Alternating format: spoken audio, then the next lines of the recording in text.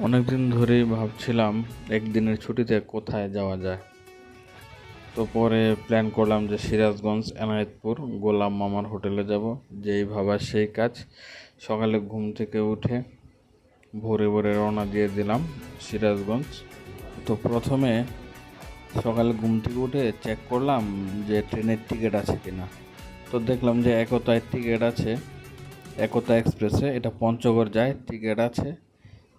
কিন্তু টিকিট ছিল খুবই অল্প এবং পছন্দ মতো সিট পেলাম না।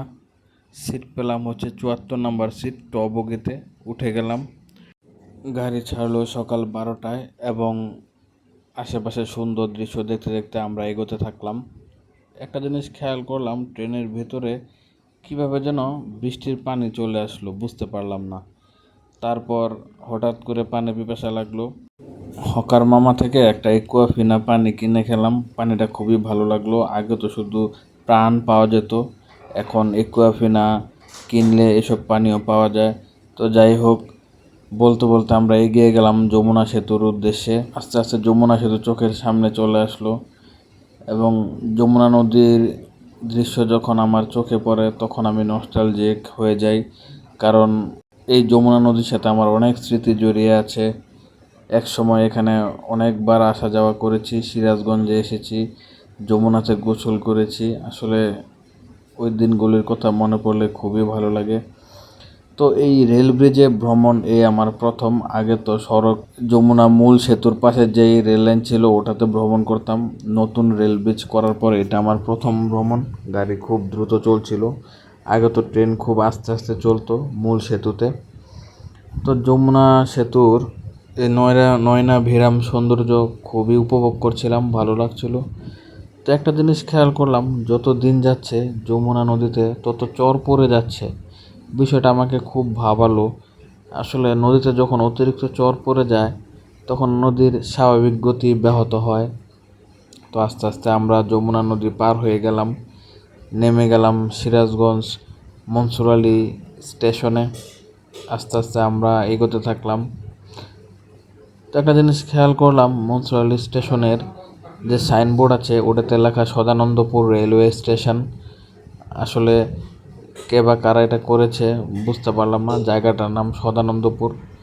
তো এগিয়ে গিয়ে সিএনজি নিলাম এনায়েতপুরের উদ্দেশ্যে, 50 টাকা ভাড়া। তো যেতে যেতেই চোখে পড়লো সদানন্দপুর বাজার, গ্রামীণ বাজার। দেখে খুবই ভালো লাগলো। এখানকার সবাই ভ্যান গাড়িতে চলাফেরা করে, সকল মানুষজন। আমরা যেমন ঢাকাতে অটোতে সিএনজিতে চলাচল করি, ওনারা ভ্যান গাড়িতে চলাচল করে, ওইটা কমন। তারপরে দুই একটা ঘোড়া গাড়িও দেখলাম, ঘোড়া দিয়ে ভারী মালপত্র আনা নেওয়া করে। তো আস্তে আস্তে মেঠো পথ ধরে আমরা এগোতে থাকলাম এনায়েতপুরের উদ্দেশ্যে। যেতে যেতে পাশে একটা সুন্দর নদী, এটা হয়তো বা এটা শাখা নদী বা খাল হতে পারে। এগোতে থাকলাম, সৌন্দর্য আমার খুবই ভালো লাগলো। দিনটা ছিল একটা উজ্জ্বল দিন এবং সাথে মৃদু বাতাস বইছিল, খুবই ভালো লাগছিল। এত সুন্দর একটা ওয়েদার যে আমি পাবো কখনো ভাবতে পারিনি। যখন ঢাকা থেকে রওনা দিয়েছিলাম দিনটা ছিল ভেজা, বৃষ্টি হচ্ছিল, কিন্তু যখন সিরাজগঞ্জ এসে পৌঁছলাম মনটাই ভালো হয়ে গেল। চারদিকে সহজ সরল মানুষ এবং তাদের আচার ব্যবহার আমাকে মুগ্ধ করছিল। আসলে তারা এত সহজ সরল, খুবই ভালো লাগছিল। তো এনায়েতপুর নেমে আমরা একটা অটো নিলাম, 10 টাকা ভাড়া, গোলাম মামার হোটেল, বেরিবাদ। এই তো গোলাম মামার হোটেলে চলে আসলাম।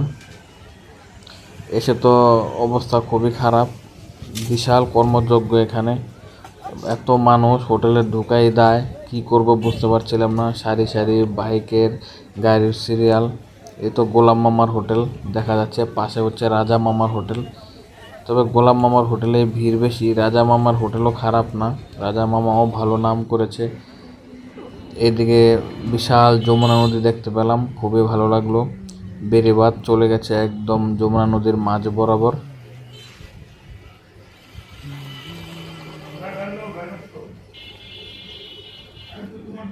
সামনে এগোতে থাকলাম, দেখলাম কিছু ছেলে ছোট ঠেলা জাল দিয়ে মাছ ধরছে। ঠেলা জাল দিয়ে আগে অনেক মাছ ধরতাম, ছোট ছোট গুড়া মাছ, চিংড়ি মাছ পাওয়া যায়। এদিকে দেখলাম মামার হোটেলের বিপরীতে এক লোক লুঙ্গি গামছা বিক্রি করছে। মামাকে জিজ্ঞেস করলাম, মামা বলল এগুলো নিজের হাতে বোনা, খুবই ভালো লাগলো দেখে। তারপরে চলে গেলাম গোলাম মামার হোটেলে। সেখানে দেখলাম যে গরুর মাংসর বিশাল বড় বোল, সেখান থেকে গরুর মাংস বাড়া হচ্ছে। চিংড়ি মাছ ছিল, গুড়া মাছ ছিল বিভিন্ন রকমের, তবে সবগুলি মোটামুটি শেষ হয়ে গেছিলো। আসলে কী যে খাবো বুঝতে পারছিলাম না। মুরগি তরকারি ছিল, আমি এখন কি করব ভাবতে পারছিলাম না আসলে কি দিয়ে খাবো। তখন দেখলাম যে ওই পাশে মুরগি রান্না হচ্ছে একটা আস্ত নতুন। তো তখন মামা আমাকে বললো, আচ্ছা আপনি বসেন, আমি দেখি কি করা যায়। আর প্রচণ্ড গরম ছিল, তাই গরুর মাংসটা খাইনি, কারণ আগের দিন ঢাকাতে গরুর মাংস খেয়েছিলাম। তো পরে আমি অর্ডার দিলাম, একটা আইর মাছ ছিল, আইর মাছ অর্ডার দিলাম, আর সাথে মুরগি তরকারিটা নতুন মাত্র হলো, মুরগিটা অর্ডার দিলাম। তো আইর মাছটা পাতে নিলাম, আইর মাছটা পাতে নিয়ে যখন লোকমা দিলাম, আসলে ভাই কি বলবো, এত টেস্ট! যমুনা নদীর আইর মাছ আসলে কেউ যদি এই স্বাদ না নিতে পারেন আসলেই মিস করবেন। এত স্বাদ লাগলো আমার কাছে, মানে ভাষা বলার বাইরে। তবে একটা জিনিস কি, তরকারিগুলো যদি আরও কষানো যেত তাহলে আরও ভালো লাগতো। আসলে এত ভিড় ছিল, মামা যে তরকারিগুলো একটু সময় নিয়ে রান্না করবে সেই সময় তিনি পাচ্ছিলেন না, কোনো রকমের রান্না করছিলেন। তারপরও যতটুকু সময় নিয়ে রান্না করছিলেন খুব ভালো লাগছিল। এরপরে একটু মুরগিটা নিলাম, মুরগি তরকারিটা নিয়ে মুখে দিতে আমার মানে এত পরিমাণ একটা স্বাদ লাগলো, একদম মনে হলো যে মুরগিটা মাত্র ধরে এনে জবাই করে রান্না করা হয়েছে। তো আসলে খাবার খেতে গিয়ে খুবই ভালো লাগলো। তবে ওয়েটাররা এবং মামা এত ব্যস্ত ছিল যে কেউ যদি একটু সালাদ দিবে বা একটু পানি দিবে এরকম মানুষ পাচ্ছিলাম না।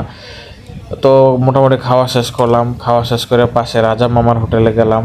রাজা মামার হোটেলে গিয়ে দেখলাম বিভিন্ন রকমের নদীর মাছ, বিভিন্ন রকমের গুড়া মাছ আছে, ভালো ভালো আইটেম আছে। আসলে গোলাম মামার হোটেলে খেয়ে পেট ভরে গিয়েছিল, তাই রাজা মামার হোটেলে আর খেতে পারলাম না। রাজা মামার হোটেলে ভালো ভালো আইটেম ছিল।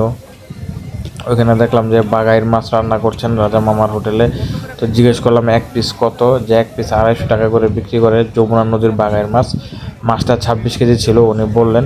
আর পাশে চিংড়ি মাছ রান্না হচ্ছিল, একদম যমুনা নদীর চিংড়ি মাছ। খাওয়া দাওয়া শেষ করে চলে আসলাম বের হয়ে। এখানে দেখলাম নতুন একটা কলার গাড়ি,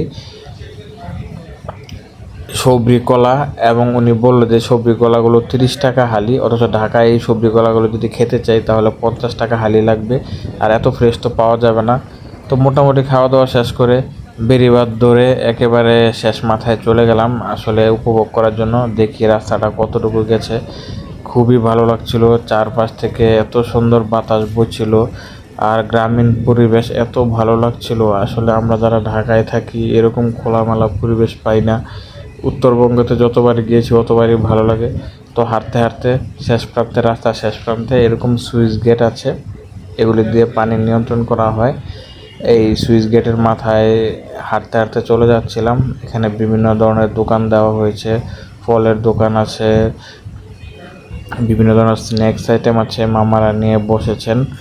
তো ফল খাওয়ার ইচ্ছা আছে, দেখি আগে ওই মাথাটা ঘুরে আসি। তো দেখলাম যে যমুনা নদীতে ভালোই স্রোত আছে, এবং চারদিকে যমুনা নদীটা এত বিশাল, এপার থেকে ওই পার। এক মামাকে জিজ্ঞেস করলাম, বললো যে 8-10 কিলোর কম হবে না যমুনা নদী, তবে মাঝখানে বিভিন্ন জায়গায় চর জমেছে। তো মাথায় গেলাম, মাথায় গিয়ে দেখলাম যে সুইচ গেটটা আলাদা হয়ে গেছে, ওই পাশে আরেকটা সুইচ গেট। তো আমি একটু রিস্ক নিয়ে ওই পারে গেলাম, ওই পারে গিয়ে একটু ভিডিও করলাম। নদীর পানিতে খুব স্রোত ছিল, খুবই ছিল, আর স্রোতের কারণে পানিতে আমি দেখলাম যে আসলে যমুনা নদী তো বিশাল স্রোত। এর আগে পদ্মায় গিয়েছি, পদ্মায় এরকম স্রোত দেখেছি আসলে। চারপাশটা দেখলাম যে টাঙ্গাইল কলেজের কিছু ছাত্র তারা এসেছে এখানে ঘুরতে, তাদের সাথে কথা হলো। তারা গোলাম মামার হোটেলে খাওয়া দাওয়া করলো এবং এখানে এসেছে ভিডিও করতে। এবং এই পাশে দেখলাম যে এক মামা বড়শি দিয়ে মাছ ধরছেন। তো ফেরার পথে এক মামার দোকান থেকে বললাম যে মামা একটা আনারস বানিয়ে দেন। তো মামা অনেক সুন্দর করে, সাথে টক ছিল, আনারস বানিয়ে দিল, খেলাম। এরপরে আমি চলে আসলাম এপার। তো এখন তো ঢাকায় ব্যাক করতে হবে। তো এক মাঝি মামাকে জিজ্ঞেস করলাম যে মামা নদী পথে কি ঢাকায় ব্যাক করার কোনো ওয়ে আছে কি না। তো মামা বললো যে হ্যাঁ আপনাকে চৌহালি যেতে হবে, চৌহালি গিয়ে ওই পার চৌহালি গিয়ে তারপর টাঙ্গাইল যেতে হবে, টাঙ্গাইল থেকে ঢাকা ব্যাক করতে হবে।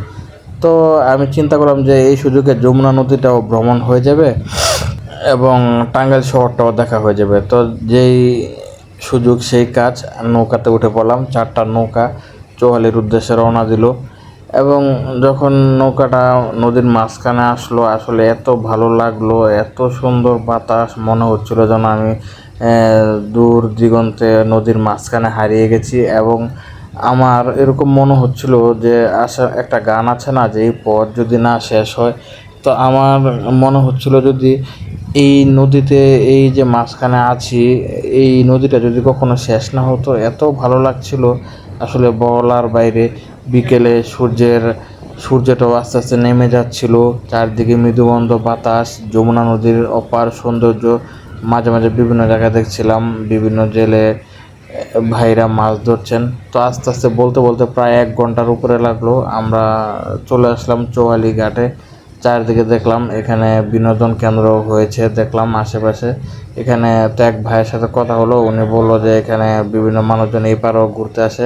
এখানেও একটা গোলাম মামার মতো একটা নদীর হোটেল আছে। উনি আগে গোলাম মামার হোটেলে বাবুর্চি ছিলেন, এই পাশে এসে এটা দিয়েছেন। ওনার হোটেলে চলে ভালো। এই ভাইয়ের নাম হচ্ছে বুলবুল ভাই। ওনার সাথে আসলে আস্তে আস্তে পরিচয় হলো, কথাবার্তা হয়েছিল। তো বুলবুল ভাই খুব ভালো মনের মানুষ। উনি বর্তমানে অনার্স 2nd ইয়ারে পড়ছেন। ওনার বাসায় যাওয়ার জন্য দাওয়াত দিলেন। আমি বললাম যে ভাই অন্য এক সময় আসবো, দেখা হবে। বুলবুল ভাই মাঝে মাঝে ঢাকা আসেন। তো বুলবুল ভাইকে বললাম যে বুলবুল ভাই ঢাকা গেলে অবশ্যই আমার সাথে দেখা করবেন। ভাইয়ের হোয়াটসঅ্যাপ নাম্বারটা নিলাম, ফেসবুকে ভাইকে অ্যাড করার চেষ্টা করলাম। এরপরে চলে আসলাম চৌহালি সিএনজি ঘাটে। আমাদের উদ্দেশ্য হচ্ছে নাগরপুর। আমরা নাগরপুর যাব।